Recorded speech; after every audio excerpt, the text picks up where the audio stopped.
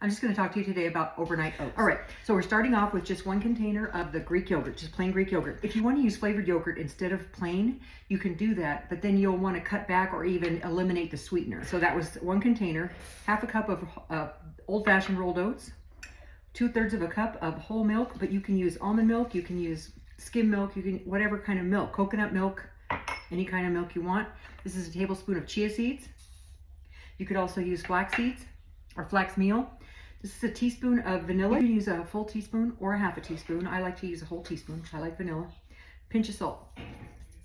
Optional. And this is 2 tablespoons of agave syrup.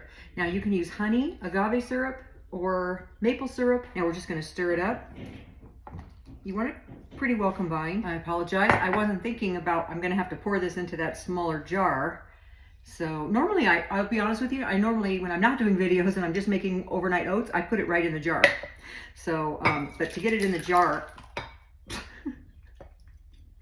get it all over your shirt first, and then pour it into a measuring bowl. But again, you can do this straight into the container. I was just doing it for effect.